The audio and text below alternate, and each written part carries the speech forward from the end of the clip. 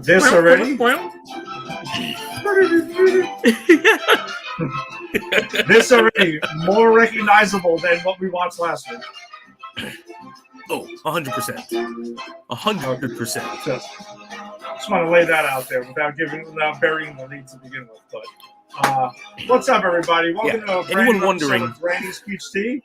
We're at episode 107, and happy Easter and Passover, whatever it is that, I believe it's Ramadan's going on right now, and everything else you do or do not celebrate, it's all up to you. So thanks for joining us on this Sunday evening. We're pretty pumped. We got some good stuff to talk about this week. We got the latest episodes of Superman and Lois. We got The Flash, and we got the, as per usual, Gotham Knights. And we will be talking about what is apparently the biggest movie on the planet at the moment, the Super Mario Brothers movie. I mean, it is raking in the cash at insane amounts right now. It is wild. But with me, as always, is Jason. Jason, what's up, man? What's going on? Good to be here. Good to be talking Super Mario Brothers. Something that actually resembles what I remember from my childhood, unlike that piece of garbage we reviewed last week. But before we get into it, I got a little update for everyone from Westeros. I have finished season 2 of Game of Thrones. I liked season 1 better, but I'm still into it. Really intrigued to see what happens to the Stark girls, particularly. Still loving Daenerys Targaryen. Still want her to get that crown, get the throne for herself. Love the fact that all I remember is people bitching we never got dragons, and we're getting dragons in the second season. So I don't know where that bitching was coming from, because I've seen dragons twice now. And if Joffrey's head doesn't end up on a spike, I'm gonna be very angry. Oh, the Joffrey hate's really steeping in now, huh? Oh, what a piece of shit. Like, just everything this guy does. Like, when he heard the minstrel singing about his mother, he gives him the choice of losing his tongue or his fingers. When Peter Dinklage sends him the prostitutes, he has one like beat the other near death. Like, he's an evil with a capital E. Yeah, he's one of the biggest pieces of shit I've ever seen in any show. Yeah, there's nothing redeeming about him. Not one thing. And I don't think there's any, even if the writers wanted to redeem him, which I don't think they do, but even if they do, there's no way. There's no path to redemption for him. He's too evil. Yeah, he really is, and I'm just not gonna say where it's coming from, but believe it or not, later in that show, there's gonna be another character introduced who is gonna rival Joffrey. Wow. Yes. Okay. All right. I'm interested. Believe me, that's bold, because Joffrey's a real piece of shit. No, he absolutely is. But you're all in. You're all on board. 2 seasons in, you see what the hype is about right now. Here's the thing. I don't see how this got such an insane cult following as it did, just because I thought the hype around it was insane. I see that it's a really, really entertaining show. It's a great show. I'm really enjoying it.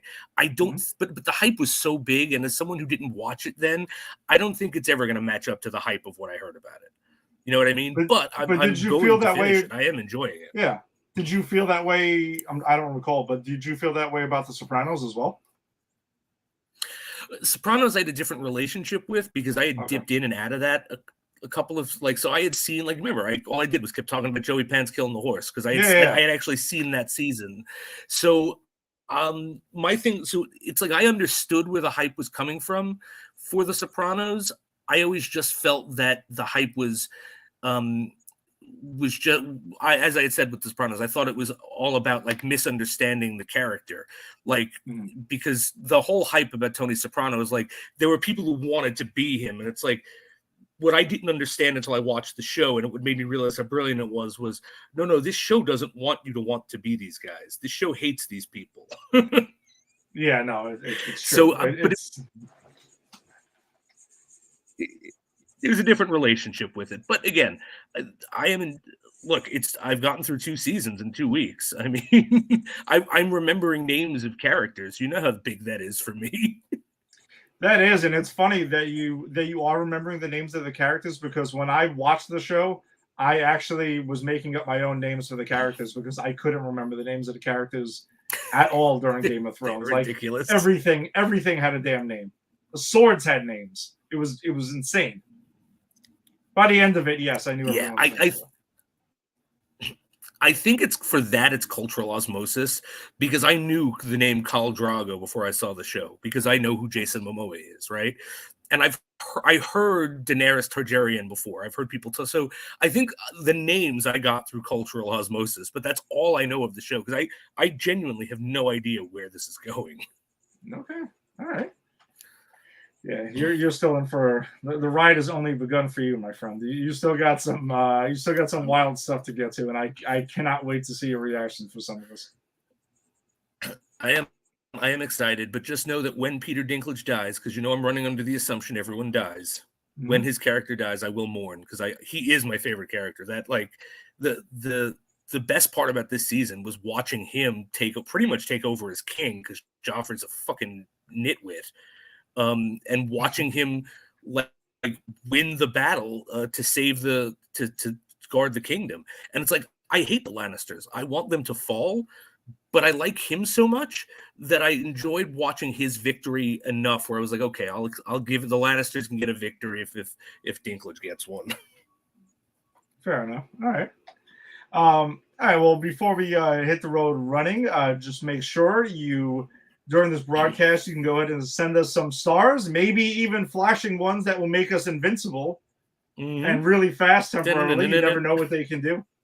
Or a digital gift that helps us earn some money for popculturepros.com, because that's who we're presented by. So, come hang out with us this evening or wherever it is, you're catching our show.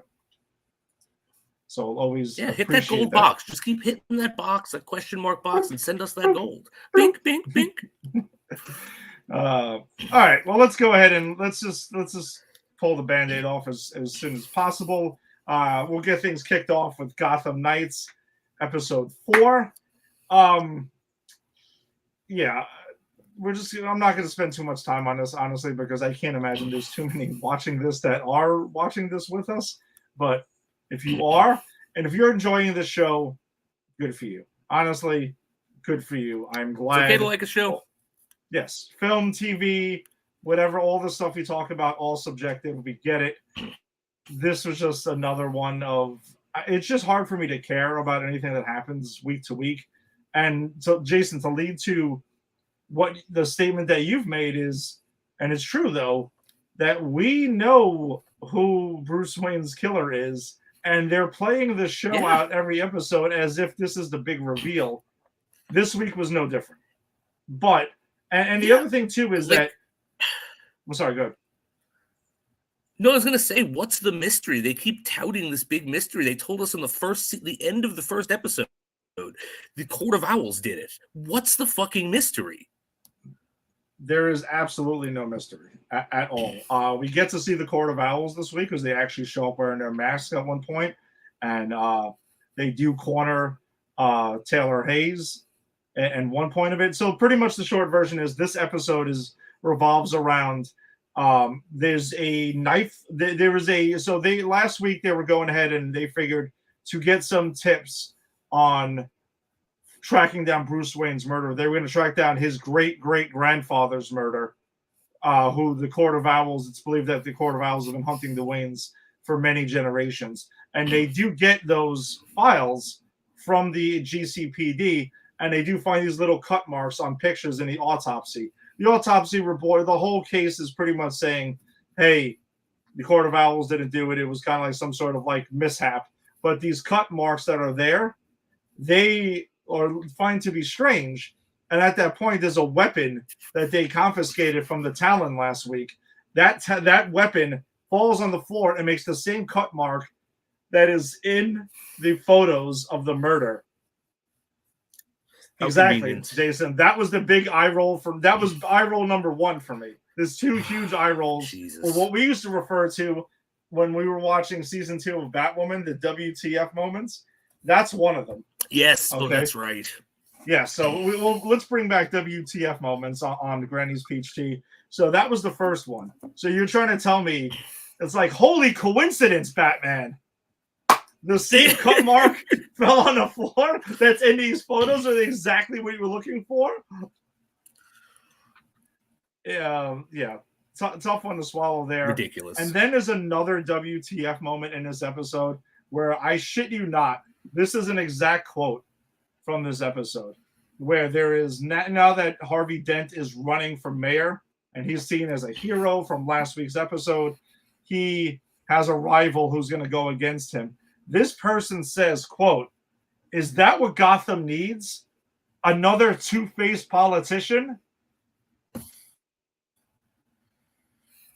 Yes, Jason. I did say that. God. Oh, that's terrible. You look like you're in pain. That's right terrible. Yeah. That's so. I'm going to be honest with our viewers. I That's actually a didn't lie. get a chance to watch Gotham Knights. So I usually try to just pretend I have when I miss the show, but I can't pretend that I've seen that before. What the fuck? Yeah, I was in total and utter disbelief. Yeah, I was in total and utter disbelief that this is what you chose to go with as your clever reference to hit Harvey being Two-Face or not being Two-Face, or maybe he becomes Two-Face. I don't know. No, they probably don't have the rights to Two-Face. That's what it might be Three-Face. You know, some guy with a cut up. I don't know, some fucking knockoff like Taylor Hayes is a knockoff Dick Grayson. I don't know, man, but that was actually a line from the episode. And then the big mystery is they end up tracking it down to the not Alfred Butler that Bruce had before he left, who we already know as the audience that she works with the Court of Owls, and that's like the big reveal that the cast finds out that she's connected with the Court of Owls, and that's when they show up and they like corner him and stuff like that. And he finds a way to escape. It's just bonkers. It's another episode of blah, blah, blah. And I'm sorry. The big thing is that they find out that this killer of Bruce Wayne's great-great-grandfather was a knife thrower from back then, like in a circus. And he used that knife. And he continuously keeps apparently getting regenerated. And he is the Talon. And he still has the knife that he's throwing. So the Talon, for lack of better terminology, has been going through the Raja Ghul pit. I guess so. Like, and getting just rejuvenated. Yes, basically. Yeah. What is this show is a mess. This show is a mess. Like, so this show expects us to believe that they tell us the Court of Owls killed Bruce Wayne in the beginning, and they expect us to still wait with bated breath for the mystery of who killed Bruce Wayne when they've already told us. They expect us to care when we found out, like an episode or two ago, that the Butler was working with the Court of Owls, right? Like that's not new information to us. So I don't care that they are just finding out. And then what? Like, so this show also expects us to believe that Bruce Wayne hired someone without knowing, at such an important position, the Alfred position, without knowing that they worked for the Court of Owls. Bullshit.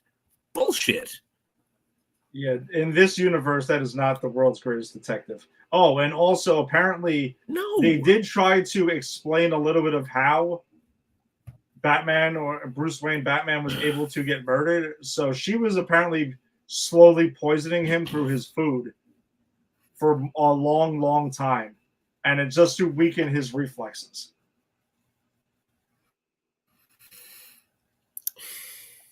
That's a lot of legwork to justify that. Yep. But those are the takeaways of this episode. Not that there's many, but these are the takeaways of this episode. Wow.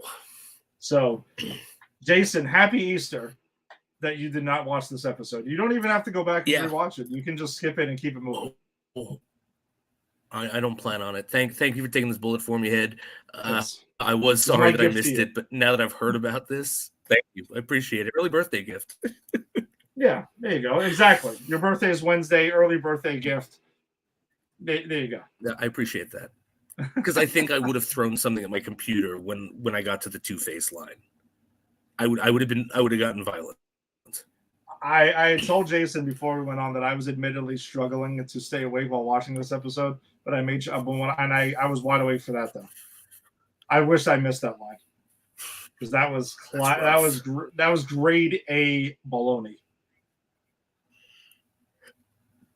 I mean, yeah, like that's just as bad as having Jack Napier on and having someone deliver the line, "Oh, you're telling jokes, huh? You think you're a regular joker?" You know, I wouldn't put that past this whole thing. I can totally imagine that's going to happen at some point. Oh, Mr. Nigma, you're such a riddle. One might say you're a riddler. I think those were actual lines from Gotham. I think I don't know. I never got past the first season. That makes two of us, my friend. That makes two of us. All right. Well, whatever. Listen, again, if you're enjoying Gotham Knights, we're clearly not, but we're doing our due diligence because this is what we do here. But this has been a rough one, and I just every week I keep looking for the news and waiting to share it on our Facebook page. The cancellation's official because there's no conceivable way this is getting renewed. I can't possibly mention it. No. Even if this has found a small audience, even if this is for someone, I don't think it's for enough people to sustain it to a second season. No. Garbage. Okay. Well, let's keep moving on to another episode show that we catch on the CW, The Flash Season 9, Episode 8, as we are winding down the final season of The Flash. And unfortunately, the show is winding down, and so did the writing and the story. And I admit I was kind of intrigued after the first 15 minutes. Clock. Yeah. By the way, Jason, do you watch Stranger Things? I watched the first 2 seasons, and then I fell out of it. And then I'm going to do what I always do: is I'm going to wait till the show wraps up and binge it from the beginning to end. Fuck. All right. Well, if you watch The Flash and you watch Stranger Things and you're all caught up, you know who Vecna is. You know what the grandfather clock is. That's exactly what I thought of when I saw the grandfather clock in this episode. I thought we were getting a bizarre Stranger Things Flash crossover because it reminded me exactly of Vecna. Vecna is a villain that is kind of Freddy Krueger-like, that is in season 4 of Stranger Things and is awesome, actually. But this grandfather clock has a lot to do with it, and that was the exact visuals that I was kind of thinking about right there. Why is there Allegra sightings in the Citizen that are being reported? Huh? I think your question went on too long. You meant to say, why is there Allegra? Yes. Why is there Allegra? Yes. But I don't know. I mean, just to give her something to do, to like they've been desperately trying to find something for her to do since they put her on the cast.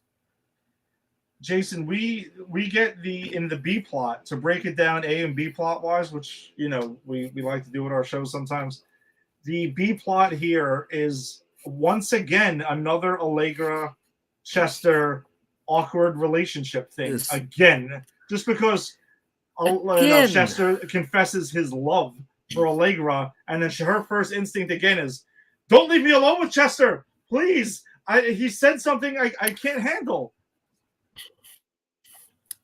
And guys, anyone listening out there, I'm gonna give you the best piece of advice anyone could ever give you. If you're dating someone and you tell them you love them, and their first reaction is to not want to be alone in the same room with you, you've dodged a bullet. Get the fuck out of there. Don't sit around moping like Chester, like, "Oh man, I messed things up with the best girl." No.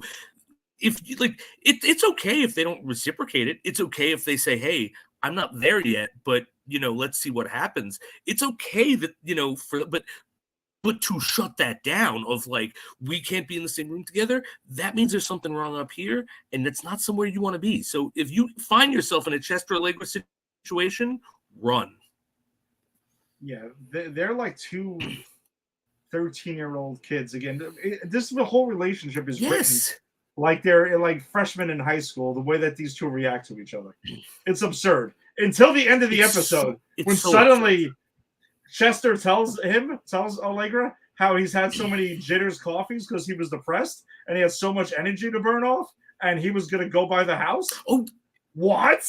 Oh, that was weird. What? When she goes, "Hey, you want to come back to my place?" I thought, like, for what? Milk and fucking cookies? And then I'm like, oh, wait a minute, are they actually making a sex reference with this 12-year-old romance they've been giving us? Yeah, I don't know. I don't know. That just like jumped up a notch out of nowhere and awkwardly, because that's what this whole relationship is super awkward. Yes, and not fun to watch. Like, it's not awkward like Mulder and Scully awkward. We're like, oh, will they? Won't they? Oh my god, it's so weird. I don't know if I want them to. This is just like, stop. Yeah. Stop. You're making me feel like I'm an awkward teenager again. I don't want to feel that way. No one likes that feeling. Stop it. Yeah, it's bizarre. And I'm going to hit on the C plot quick, which was very random and seems extremely inconsequential, was Keon goes ahead and meets up with Caitlin's mom. Oh, which we don't even see that. We just hear about that. It happens off screen. It's so it's weird. Like, why did that even happen?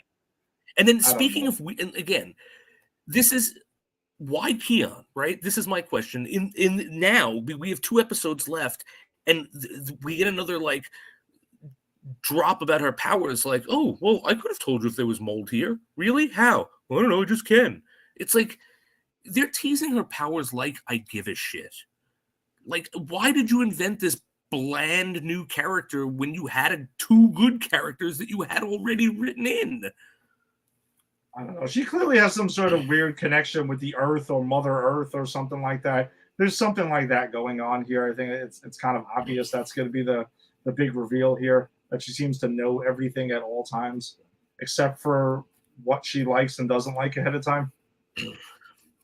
She has to ask that constantly. Do I like this? Do I like that? Do I know this? It's weird. But the main plot in here is apparently there's a Star Labs has not been.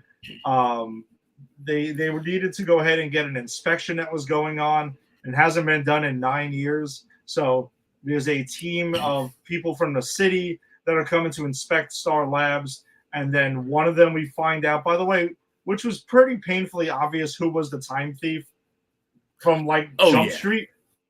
Yeah. From the line that they actually give us the flashback of, which they didn't need to, of, hey, I'm the electrician. Where's your box with electrical stuff in it? You mean the fuse box? Yeah, that's it. They get the fuse box. It's like, from right there, it's like, okay, you're the person who's causing this. Yeah, so it turns out she's Lady Kronos, who is a time thief and everything, and she was stealing something in the opening scene from the Flash Museum 100 years into the future. So she ends up getting teleported back to this. Well, she ends up going back to this date because that was the sign was there as the last time of the inspection. Why does this place only get inspected every 9 years and then every 100 years? I don't know, because it actually I actually thought this was funny that the whole reason the inspection is triggered is because Barry is paranoid about mold in the facility because they're having a baby, which I get, right? Like, when we were having Finn, like when Reg was in the hospital, I cleaned the apartment top to bottom because I didn't want any dust. So I kind of appreciated that. And then you get this opening, you get this shot of like 4 official looking people walking in with like badass music. I kind of dug that. But the reason all this was triggered is because when Barry called in for the dust inspection, it made the city realize they had forgotten to re-inspect this for 9 years, which leads me to believe that the reason they weren't inspected again and the last inspection was 100 years before is because the city just forgets, and Barry just never called in another mold inspection. Yeah, I don't know. I mean, listen, I'm a facilities manager. As a profession, when I'm not doing this, I'm a facilities manager. I don't know. You don't have random mold inspections like that, but still, you also don't. Every 100 years doesn't happen. It happens a little bit more often than that. So you kind of want to check your place out. But there's no random mold. And they actually no, but they and this was what I found funny is they did say something to the effect of, well, we do, this is like a nuclear, has the energy of a nuclear power plant. Like they do radioactive stuff there. It's like, no, there's no way the city wouldn't be having at least annual inspections. They wouldn't come surprisingly. They would tell you when they were coming, but there's no way they would forget for 9 years and then go, oh shit, mold is someone's going to inspect mold. Let's go with that guy. Like this is the city. The city agencies don't speak to each other. Yeah, there would have been a fire inspection of some sort. I can promise you that right now. There would have been some sort of other inspections that would have happened that are required. Like, yes, fire inspection is required annually. That's a thing. The electric company will show up and check that out with the box that's there. Those things do happen, especially in a facility like Star Labs. So, No, writers of The Flash season 9, no. Two quick things I did want to note, though. So the thing that Allegra is concerned about in being in the Citizen constantly, that there have been sightings around her, she never uses her powers. How would these sightings be possible? I don't know. I don't know. Yeah, I'm calling bullshit on that too. And then shit. What? Yeah. At this point, it honestly does not matter. But the thing I am actually genuinely excited for, though, is in 2 weeks when the Flash is back. Episode 9 is here. We finally get the Oliver Queen episode, and it looks like Kid Flash is back also. And that it looks like cool. Something is happening. And it looks like the Flash is in this episode. Yeah. Yeah, and because we didn't get the Flash. We still have a Flashless Flash episode because he doesn't put the suit on, I believe, at all in this episode. This is what I'll say about this episode. If this was a 22 episode season and wasn't the final season, or even if it was just a 22 episode season, I'd be like, yeah, this was all right. Because I was entertained. Like I dug the whole, like, okay, what's going on in Star Labs with I like the interaction between them and the inspectors. I thought the inspectors were kind of stupid and fun. Kronos was just so, whatever her name was, so over the top, but it was like, okay, that's entertaining. Like, so it's not that I thought this episode was like garbage and shit. Like I thought some of the like the Lady Luck episode was, or the episode last week, the real Flashless Flash one. But this is just like, what are we doing with 3 episodes left to our show? Like, this is such a nothing episode. This is a filler episode. This is a perfectly serviceable filler episode. And when you're having your last season and you're having, 9 or 10 episodes, you don't have time for fucking even serviceable filler episodes. And I feel like this season started out strong enough with the Red Death and gave us something that could have been an arc, and like cap that arc in 3 episodes to give us one filler episode after another. And it's like, I don't understand the logic of that. This is painful to watch at this point because there's no fucking way they're sticking a landing on this, because where is the platform that they're landing on? We have no idea. Yeah, I don't have a damn clue. So we shall see. 2 episodes left. 2 episodes left of The Flash. The once mighty Flash on the CW. All right, but that does bring us to the mighty of the CW, though. Something that we didn't, I would assume I enjoyed, was Superman and Lois, season 3, episode 4. Another strong episode, again, dealing with some serious stuff there. And one scene in particular, which we'll get to when we break down the plots, really started making me think about how people in this world see things. So I do want to get it. It has to do with John Henry Irons and his sister. Okay, interesting. So, all right. Well, this episode does pick up where Lois has just got her first round of chemotherapy, which was something she was putting off for a few weeks. Uh, but then Clark is just trying to like let her relax and tell her chill out with, the investigating and stuff like that. Tells the boys to leave her alone for the day. But then as the episode goes on, she just doesn't want to be treated as like fragile and seen as sick. And someone who is sick, does not want to be treated any differently. That seems to be like a main thing. So that's how Lois, that's what she's dealing with her family, with Clark, in this episode, which is a big thing. And then at the end of the episode, though, she continues her quest of tracking down Bruno Mannheim and checks into a facility that he is funding to get closer to him.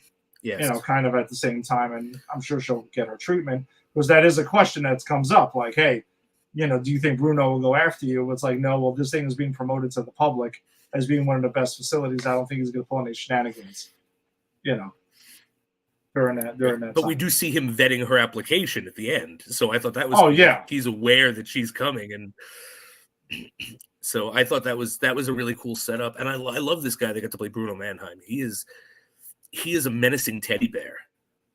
Yeah.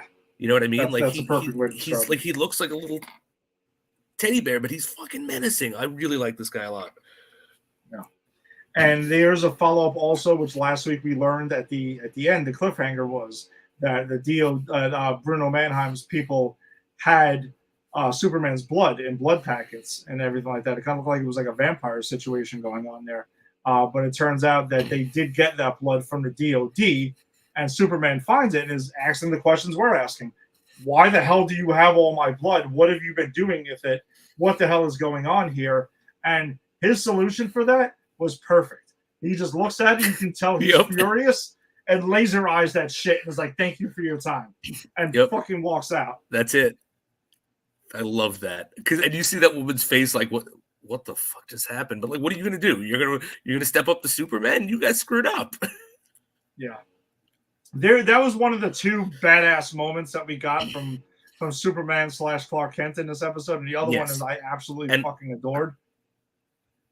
That one is my favorite, and I know what you're going to say. That is my favorite scene of this episode. Yeah. But before we get to that part, the situation with John Henry Irons is, so he's trying to go ahead and join in on the investigation and track down Bruno Mannheim. We find out that this Earth, John Henry Irons is dead, but he did have dealings with Bruno Mannheim, and he wants to go ahead and talk to his sister. So then there's that situation that was being created where he has to go ahead and talk to his sister. But I also was like, that's going to be pretty awkward, being that she knows her brother is dead, and he addresses it right off the bat. But what made me think, though, a lot was how they get past that part of it. Because it was like, oh, yeah, so she's like, oh, yeah, you're from the other Earth that had like the square sun and everything. And he's like, yeah, kind of something like that. Because he's not from Bizarro World, which is what she was referencing. Right. But it made me think, the people on this Earth now, like, this is the stuff that they got to think about on a daily basis. Like, you might see doppelgangers of anybody you know, including yourself, possibly. And I think the fuck out. I mean, I think they're definitely aware because the worlds almost were united. They were almost, everyone was aware it was an apocalyptic event. So I think I don't think it's something they walk around wanting to think about, but it's one of those things that if you see your dead brother, you go, you're a doppelganger from that crazy world, right? Like, because that's the only thing that would make sense. But yeah, you're right. Like these people walk around with the reality that anyone from their past or even themselves could show up and be like a doppelganger from the other world. And so it's because she doesn't even blink an eye. No, and that's what made me think. It was a wild thought. Like, imagine having to live in a world like that. I mean, they live in a world where there's a Superman and a Lex Luthor, and I get that. So their idea of things is not exactly like ours. This is shit that doesn't even cross our minds. But the people in this world, they have to think about that kind of shit, and I just found it fascinating. Yeah, no, it absolutely is. But it's something we've always been talking about. Like, imagine living in a world of superheroes, and we're talking about the boys. Like, you have to think about superpowered things running you down accidentally. Yeah, it's just it was just crazy to me. I don't know. That scene just like took me aback. Her reaction to It's it wild. and the way she addresses it. Other things that we get more of a Jordan Kent, who goes at his grandfather, takes him to a barbershop because he is seen on video footage helping Superman out. And it's like, dude, that whole hair thing you got going is pretty noticeable. We're gonna go military style, high and tight with this one. He doesn't want to do it, but he says a dickhead thing here where he says, "Oh, you're not a hero. What do you know about that?" And he gets the right reaction. It's like, dude, I'm a 4-star general. Yeah. What the hell are you talking about? I'm not a hero or anything. Yeah, like you could say a lot of negative things about me, specifically about my parenting style, but I'm a fucking hero. Yeah, like I was like, yeah, that's right. But it brought me to some of the parenting things on this show because that was one. And again, it gets addressed later. They're cool and stuff like that. But General Lane ends up giving him a suit at the end, which I thought was kind of cool. Those goggles there were from like his grandfather, which I thought was really cool. And it kind of looks like it might be kind of Superboy-ish, which is what I would assume. Yeah, his suit's gonna look like. I thought the same thing. And what I loved about that scene with the grandfather too, it's just a line where when he apologizes, Jordan apologizes, and the grandfather goes, "Yeah, when I was younger, that would have hurt my feelings, but I understand where it was coming from," and I kind of like that, like because that's a character that almost never shares vulnerability, and only really does it with his daughters, and now we're getting to see him with his like showing that vulnerability with his grandchildren, and again, it just feeds into what I love about this show. It's like it's family, it's family interactions, but it's Superman's family. So you get some kick-ass Superman shit, but they never forget that this is a drama about family. And even in moments like this, it just pays off really well. Great. So there is that. And also another family aspect before we get to the Clark Kent thing that he had to deal with was there was a follow-up on last week when Sarah got smacked by Lana Lang after what she said. Yeah. Listen, I am not a father in the sense of with human child and stuff like that, but I'm sorry, Sarah kind of deserved a fresh one there, in my opinion. I think so. She crossed the line, and I understand where Lana Lang was coming from too, where she felt horrible because I try to put myself in her shoes too. You would feel terrible as well, but I mean, I don't know. Sarah was out of line there. I think Sarah was out of line. I don't think she deserves to get. I don't think anyone deserves to get smacked by her like that. So I do get Lana's like sort of, oh God, I fucked up. Like I think the thing is, and I think this is what the show kind of pushes us toward. They both fucked up. Yeah, agreed. Like Sarah shouldn't have said that. Sarah, that never should have come out of Sarah's mouth. But the appropriate response was not to smack her. Like, and I think that's the key is they both fucked up there. And I kind of like that. I forget because I'm bad with names, but the father, Kyle. Lana's ex, Kyle.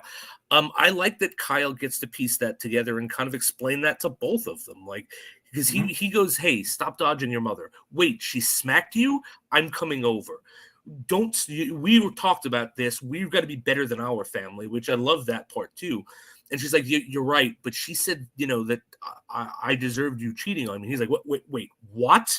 And then he goes back to his daughter and he's like, "Wait a minute, you don't say those kind of things." And I kind of really like that it was him kind of figuring out and putting together what happened, and it's kind of sitting them both down and going, "You're both wrong here. Just fucking make up." Yeah, and I'm saying again, I'm not condoning child abuse or anything like that. Oh no, but I get she crossed the line that she shouldn't have crossed. Yeah, and to me, it's a knee-jerk reaction. Yeah, it was just a knee-jerk reaction there. And Lana's remorse is definitely well documented. I can see that. But you're right. That's a great point, though. Kyle putting it together and being the cool-headed one in the room getting them both to kind of like chill out and make up. Definitely great stuff there. But the other plot that we got in this was another follow up from last week's where, so Jonathan goes to kind of he's going to his girlfriend's house and the father's there who stole the car last week and was taking it to the shop. Creepy kind of like country dude who's there, and he really is a scary dude. He really is, and I can see like how he's trying to intimidate. So once he sees that, the first interaction, he punches Jonathan Kent. He's got a shiner, goes home with it. Lois sees this shit while she's trying to do her resting, is not having it. She takes the boys. They go there, and she's addressing him like, and she's not backing down at all right there. She's being badass like Lois is. And I love the fact that, and I was thinking this during the scene, was Jordan is like, I got this. And she's like, no, you don't. Because he could have just like really killed this dude. Oh. He could Homelander style if he really wanted to. So that goes that's kind of there. But he shows her a gun and threatens Lois with a gun. And then that gets back to Clark later on. And Clark is like, as soon as he hears that, he's like, no, I'm going after this dude. And Lois is like, yo, Superman can't do that. And I love Clark's response. He's like, you can tell he's pissed. Superman ain't going. I'm like, uh-oh. Yep. Oh, shit. Goes to a diner where the whole reconciliation is going on with Lana and her daughter and Sarah and Kyle, and sees this dude eating dinner. Goes ahead and is like, listen, let's step outside, which made me think of Superman 2 a little bit for a second. Yep, me too. Where you want to have a word. All right, good. So we're on the same page. Yep. We can go ahead and have a word outside, and he's not trying to step outside. He's trying to push him off. So he basically puts his head to the fucking counter and was like, don't you ever threaten my family again. You don't come anywhere near them and everything. And even Kyle's like, oh, Clark. Look at this fucking guy right here. I love that scene, and I think the most menacing thing that Clark does is he says, because he's like, come on, step outside, we gotta discuss this. I ain't going anywhere with you. And he goes, look, I really don't want to do this in front of your daughter. That was so menacing. It's true, and I think that's what it was, is that he said it so calmly but pissed off at the same time. We were like, listen, I can't fuck with this guy. Yep. And this guy gets up and swings at him and winds up with his face in the counter. I loved it. Yeah, I was like, man, that is some badass. You don't fuck with Clark Kent, man, and his family. I really love that. And also too, that's how much restraint did he have to show? Because like if he was really acting out of anger, like if with no restraint, he would have put that guy's face would have been a splatter of blood on a broken counter, like, because he's, this is Superman. So like he had to temper that strength just enough just to make his point. And I don't know, I think that I find that kind of interesting, having to watch him through his anger have to still remember that he is superior and cannot lose control. I don't know, it's a really cool character moment. Agreed. And though I'm not gonna lie, I keep thinking of Homelander in this situation. What would have happened otherwise? And it's like, if this was the boys, forget about it. His head would have exploded. Oh, exactly. All right, so that Superman and Lois back next week for episode 5. We're really enjoying that. And that brings us to our movie of the week. If you cannot tell by our background by now, we'll be talking about, we're about to start our open spoiler discussion on the brand new Super Mario Brothers movie, which is wrecking shit at the box office. I mean, it is bonkers. Jason, I went to see Dungeons and Dragons Honor Amongst Thieves yesterday. I went with Tim. How was that? I enjoyed it. You probably will love it because there were people in the audience who said little things here and there, like they were catching references, which were just going way over my head. And stuff, name drops and things like that. So I am fascinated. When you see this, you can open up our episode that week and talk about Okay. Give your review. We can do a little talk about D&D Honor Among Thieves soon. Once you've seen it. Okay. I'll see it soon. Yeah, I enjoyed it. I got a good laughs out of it and stuff.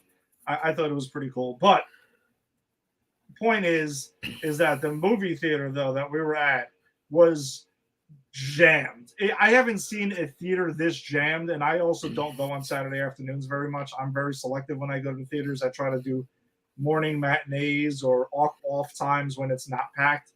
But this was the only screening that I could go to for D&D, and it was crazy. Like the line was out the door. The concession lines were crazy.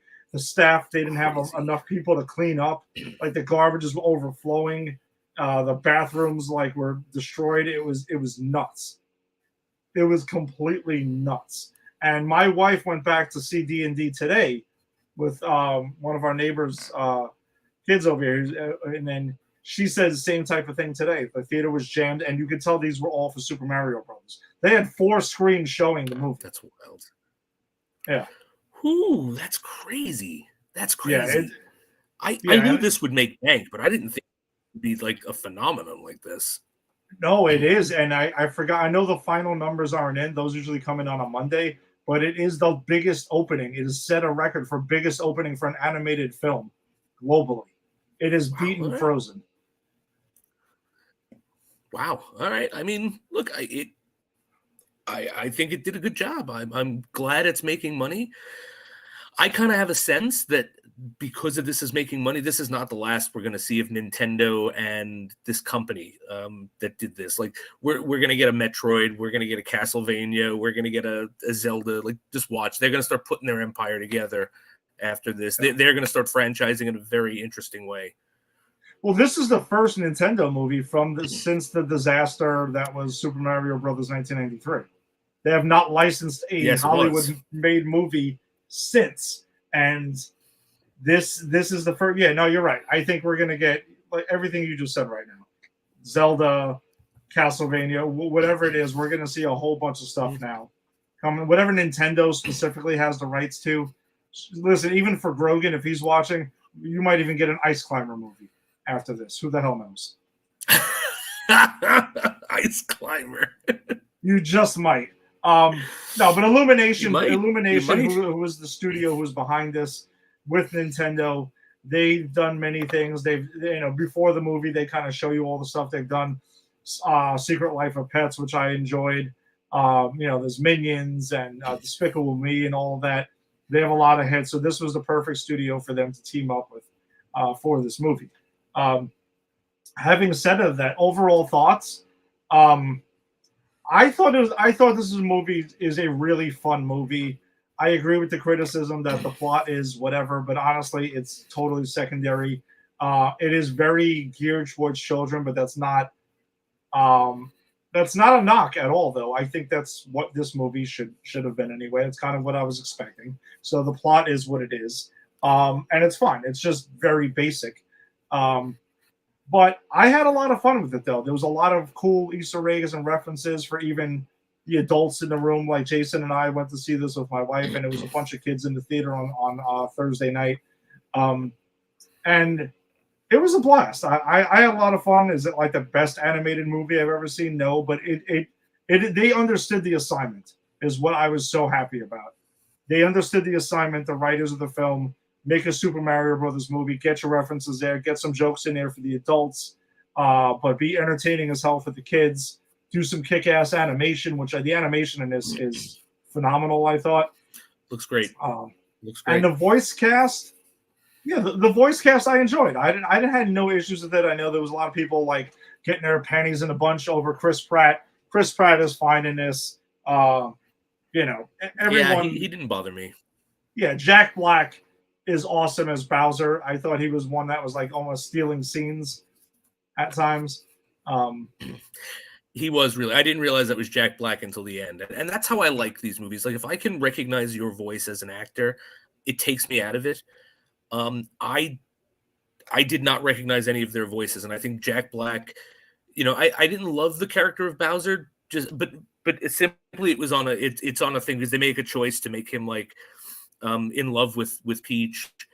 It's a children's movie, so whatever. It's a choice made for children, not for adults. So I just didn't love it. But I do think like his voice acting was fantastic because when he plays commanding and scary, he can really bring it. And then when he goes into that weird, goofy love child thing, he also does that very well. So I thought he was actually him and Charlie Day. I think were the standouts in this. Yeah, I fully agree with you. I think both of those were the one voice that was extremely unrecognizable is Keegan Michael Key as Toad, and I had posted to our Facebook page earlier today because he was on the Tonight Show with Jimmy Fallon, was talking about how he was changing his voice for this. He was unrecognizable as Toad, but well done though. He was super well done, and I love him. I think he's one of those people I put on a list that he's a national treasure. He's so talented. And so, as a fan of his, I was surprised when I saw him in this credit name in the credits because I was like, "Shit, I didn't even recognize him." No, and also Seth Rogen, I thought was really good as Donkey Kong as well. Like it's kind of like the teenagers and stuff. And there's a lot of like from the N64 game references that were in there regarding him. Fred Armisen is in us as Cranky Kong, which is being credited as, and that's his father. Was fun. Yeah. Yep. I liked him a lot. And I have to admit that I like the fact that, yes, this was a Super Mario Brother game, but it also is a Mario Kart game. And we get Donkey Kong, and we get weird Easter eggs to Punch-Out and Wrecking Crew, which are like games that Mario was in before Mario Brothers. So I know we get references to the Luigi ghost hunting movie. Luigi's Mansion. Luigi's Mansion. Right, like because he winds up in a fucking haunted mansion at one point. Yeah. So I don't know. I really dug the story's flimsy because it's a children's movie. Most children's movie stories are flimsy because that's what kids can pay attention to. But I kind of dug the weaving in of these other properties that are Mario adjacent and kind of bring it into a unified movie. I really did enjoy that. Yeah, it was Luigi's Mansion. Also, there's another thing too, is that so the Mario Brothers are doing a commercial for their business, their plumbing business that they just opened up. This is very much an origin story for Mario and Luigi. Like, I think that's something that was I enjoyed because Mario doesn't just show up and is like, I'm a hero. I'm here to stop Bowser and save the Mushroom Kingdom. Like, he learns how to be a hero in this movie. And they're doing this commercial where the song is an exact reference to the Super Mario Brothers Super Show. That was a cartoon on Fox back in the day, which I thought was a lot of fun. It's like the whole rapping thing that's in there. I thought that was cool. Yep. Captain Albano is there. Yeah. I thought that was a lot of fun. But you're right. Yeah, they reference Mario Kart and like Wrecking Crew, like you had mentioned, Luigi's Mansion. Super Mario 3 is also in there reference as well. There's the Donkey Kong N64 references that are here. It references a ton of stuff, and there's still so much more that they didn't get a chance to reference, which I think you can go with in the sequel. Yes. Because this is getting a sequel. And what I liked, of course it is. And what I liked about it is the references were part of the plot or they were Easter eggs. Like, it wasn't just, you remember this, Like, that's why when you asked me afterward, like, soulless cash grab or not, because you know my opinion on children's movies. I'm very critical of them. And I said, absolutely not. This understood the assignment because, like, we didn't just go to Donkey Kong Country so they could go, you know this game. You like this game. Have we hit your nostalgia button? It's like, no, Donkey Kong Country, like, they needed to go and do some plot business there. When they actually go give us the sequence of Mario Kart, it's not just, well, you like this, you'll enjoy it, you'll eat this pig, eat it. No, it was like, no, this is a plot business. We have to get someplace quickly, and this is kind of the way we're going to try to outsmart Koopa. Whether it works or not doesn't matter. And that's what I like about it. The references were all plot business that was part of what was going on. It wasn't just throwaway nostalgia for nostalgia's sake. And I think that's why this did a really good job, is because it gave us a coherent story and a coherent movie with characters that grow, on the children level, of course, but also gave us these cool references that weren't forced. Yeah. No, agreed. I'll second you on everything you said there. That was spot on. One thing I thought was kind of weird was the score of the movie is really cool when it's like Mario Brothers related, but there were some weird song choices that were in there, like this "Holding On to a Hero" again, which feels like a lot Yeah. of different movies are using it. I'm not holding it as a knock against the movie because Jason and I had talked about this. We know it was in Shazam: Fury of the Gods recently. They're not talking to each other and saying, "Hey, what songs are you using in your movie?" We'll go no, whatever. I think it's And I think it's good. I think it's fair to assume that everyone has seen that series, that moment in Short Circuit too. So we can't Yes. blame them for thinking that movie was awesome and wanting to replicate it with that song. So that was all I was going to say. Yeah, I think it's just it is a bit of an odd song choice in that point in the movie, but whatever. Again, we're talking about a kids movie, so it is what it is. There's PC Boys No Sleep Till Brooklyn, which is fine. That part of it is there, but the song choices that they did choose when they weaved into Mario different themes and Bowser and King Koopa playing the like I thought that was awesome. That brought a smile to my face. That was a cool scene when he goes, because again, it's character part and it's plot, Yeah. right? When he's sitting there and he goes, "Come jam with me," and it's the wizard, the Koopa wizard, and he goes, and the Koopa wizard goes like does it, Yeah. and they're playing together while they're having the conversation, and then he winds up like breaking his fingers. But again, like that was a cool nod to the game, right? But it also gave us plot stuff. It also gave us character stuff. It wasn't just, you remember this. Yeah, I think the references are weaved in and out seamlessly. So I enjoyed all of those. And we saw it in 3D. What did you think of the 3D in this? I thought it was fine. Nothing really. I could have seen it without 3D, and I don't think I would have had a much different experience. This doesn't nothing was really coming at you. There was there was a couple of cool things where I was like, oh, the environment looks like I'm kind of there, but I honestly see it in 3D, don't see it in 3D. I don't think it made much of a difference for me. I do think I enjoyed the 3D aspect to it. It didn't seem like it was totally unnecessary. So, but yeah, you're right. If there was no 3D, I don't think you're losing a ton. But I think the 3D was kind of cool. I'm glad we did get to see it in 3D. IMAX was probably to be cool also. Yeah. No, but you know what I mean. Sometimes we see it in 3D. At one point, remember, they were putting literally every movie out in 3D. Oh, yeah. And you're like, all right, this added nothing. Like Scream 6 was in 3D. And I'm like, I chose to skip it because I'm like, this was adding absolutely nothing. I can guarantee it. You don't need it. No, you don't need it. But for this, animation movies and movies with a lot of CGI, I kind of would like to check out the 3D because to me, in the theater is the only time we're going to see it in 3D ever. I'm not going to see it at home anymore, so I'll see it there. So that was cool. And there's also the post-credit scene that introduces Yoshi. So unlike the other Mario Brothers movie, this one will get a sequel that was briefly teased. Because I know that drove Jason nuts last week. You're never gonna believe this. Dun, dun, dun, dun, dun, dun. We're done. Yeah, this one will definitely get it, and yeah, it's cool. I can see in the sequel though, you can probably bring in other stuff, maybe some Super Smash Brothers stuff that was in there, more Super Mario World stuff. There's tons of Mario stuff to bring in, so yeah, I'm looking forward to getting a sequel. I'm definitely looking forward to getting a sequel. I'm just hoping that it avoids the one thing I didn't like about this movie, because there is a big thing I don't like about this movie, which we didn't talk about when we saw it, but I actually really didn't like that they came to the real world.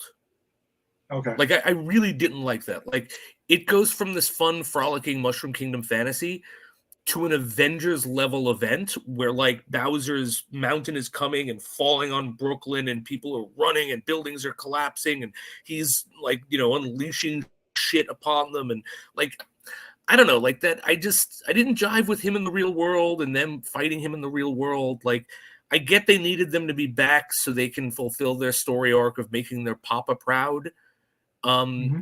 And also it makes it clear that they make the choice to stay in the Mushroom Kingdom at the end. Yeah. But I don't know. I just wish there was a better way to do it because I really everything that happens in that third act where they come to the real world, I just did not like it at all.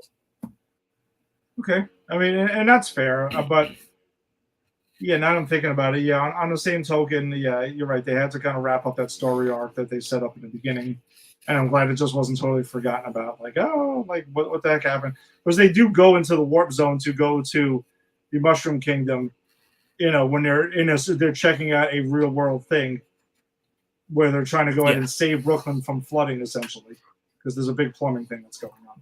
So they kind of just bring that full circle. But yeah, I Right, could and have it done gives with them it the about idea. it. It gives them the opportunity to save Brooklyn, but I don't know. I kind of wish, like, I think maybe a better way to do that is they best Bowser, and then realize they still have to go back, and they get to save Brooklyn using their plumbing skills. Like, I don't mind them saving Brooklyn. I don't mind them. I like the fact that they brought the story arc back.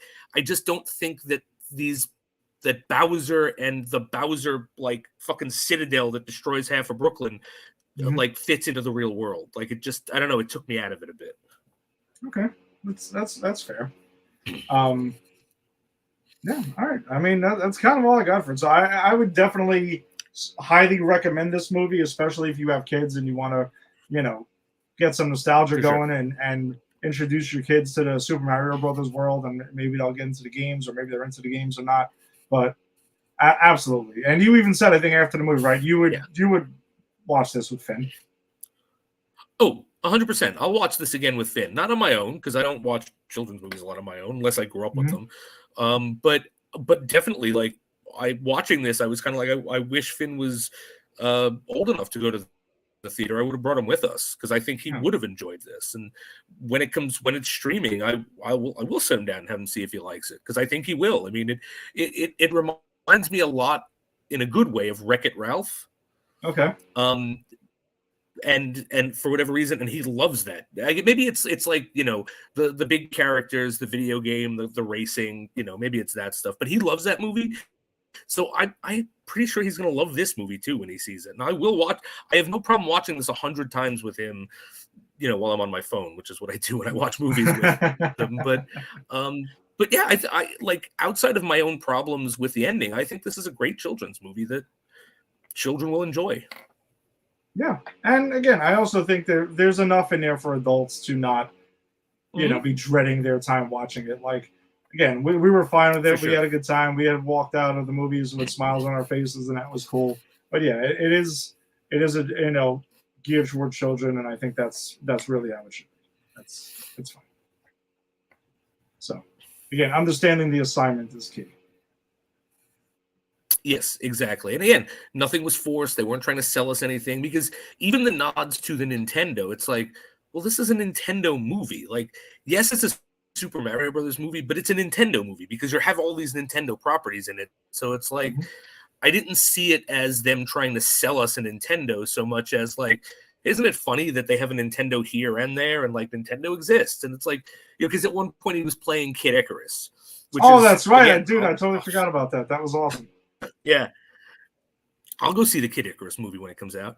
But Yeah. again, like, this isn't like the Taste the Rainbow scene for me, or it isn't like just the how I walked away feeling when I watched the pet superhero pets. It's like, Yeah. they're not trying to sell me anything. They've already sold it to me. They've got my money. They understand that. They're just giving me a good time, and I appreciated that. And that is, that's what we can hope for in these movies. Exactly. All right. So that pretty much wraps it up for us this week. Thanks for joining us as always. If you're joining us on the Facebook live stream, be sure to join the Granny's Peach Tea Facebook. Panties green tea. Panties Peach Tea. Granny's Peach Tea Facebook group, where we share trailers and stories and stuff like that don't make the show. Go ahead and check us out there. Check out Pop Culture Pros as well, because that's who we are presented by. Join that Facebook group and check out popculturepros.com. Also, if you're checking out us on YouTube, go ahead and subscribe to Pop Culture Pros. Twitter, follow at Pop Culture Pros, and Instagram, do what the Instagram thing does and check out Pop Culture Pros. And wherever you found your audio-only podcast, go ahead and subscribe to Pop Culture Pros. We got a bunch of cool stuff on the network. We got 2 baseball shows for the Yankees and Mets. Go ahead and check that out. We got Unsportsmanlike Conduct. We got a show covering Disney. We got whatever it is you want. It's on there. So, but Jason, any word on Double O Deep Dive coming back this week or next week? I'm trying to work it out with Ginny for this week. If not this week, it'll definitely be next week. But the holdup is me this time because I'm off from work this week, which means my afternoons are shot because I'm with my son. And Wednesday happens to be my birthday. I'm going to see Sweeney Todd on Broadway, which I'm super excited about because that is one of my favorite plays. It's one of two. I have two favorite plays. That's one of them. So I'm trying to work it out with Ginny. Hopefully we can get something going. If not, though, we'll be back next Wednesday covering On Her Majesty's Secret Service, which is, God, that's the one I'm really looking forward to talking about. That's the one I'm most looking forward to talking about because it's the most divisive one. Absolutely. All right, so you got to go ahead and be on the lookout for Double O Deep Dive. We will be back next Monday night. We'll be covering the latest episodes of Superman and Lois, as well as Gotham Knights. The Flash is off for 2 weeks, so be gone for that. But Titans are back, bitches, again for the second half of their season. So I'm glad we'll be welcoming back Titans next week. And our movie of the week will be The Shadow. Because that's Jason has found our one-off of the week. Who knows what evil lurks in the hearts of men? Alec Baldwin knows. So yeah, come check us out next week as we talk about The Shadow, another one-off comic book movie we've been dying to get to. So, all right, we'll see you guys next Monday. Peace.